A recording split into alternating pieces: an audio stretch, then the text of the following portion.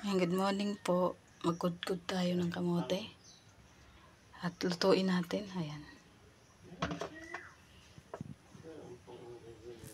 Ayan, after 10 years, natapos din ang aking kinukudkod na kamote. Kamoteng kahoy. Lulutuin ko po yan, oh.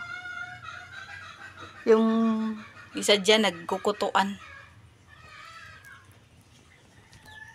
Ayan, lagyan natin ng asukal at asin. Konting asin. Mainit yung panahon. Ayan, ilalagay po natin. Lulutuin na natin. Hindi ko na piniga para hindi dry.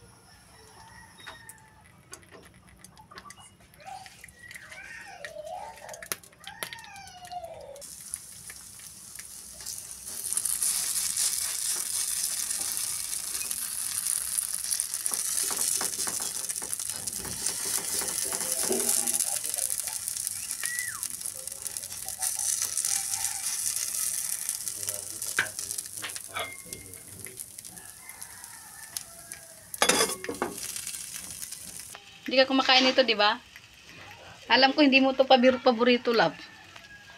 Ito po ay linuluto ko, guys. Ay hindi po kumakain si Jello Mags dito. Natikman kasi na to, nasa Dubai ako.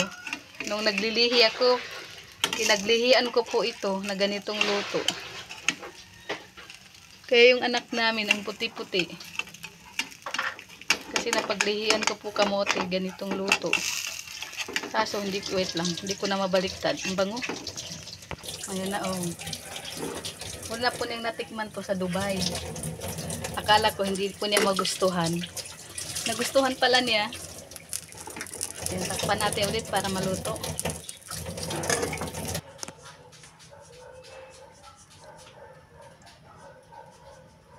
Malapit na po tayo matapos.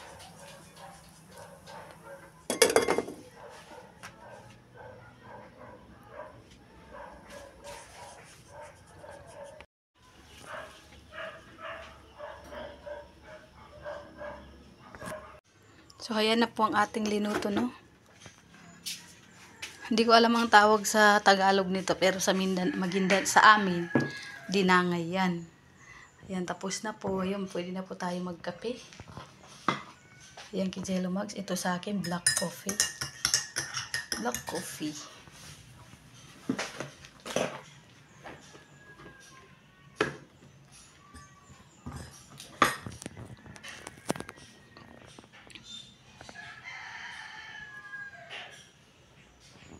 Kape muna bago maglaba. Oy, labahan din ba yan nakaupo dyan? Labahan din yan? Oo, yan, labahan mo na yan. Hala, malumayas. Kala ko labahan. Oh, yung lasa, lab. Sarap. Paborito mo yan, di ba? Wala naman. Yan yung first time na, di ba ayaw mo ng niyog? Huwag ka nga dyan. Walang gatas.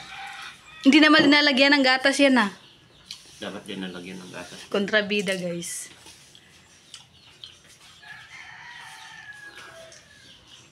Yung, alam mo yung tipong pinaglutuan mo na nga, pero ang dami pang ano, ang dami pang reklamo, no?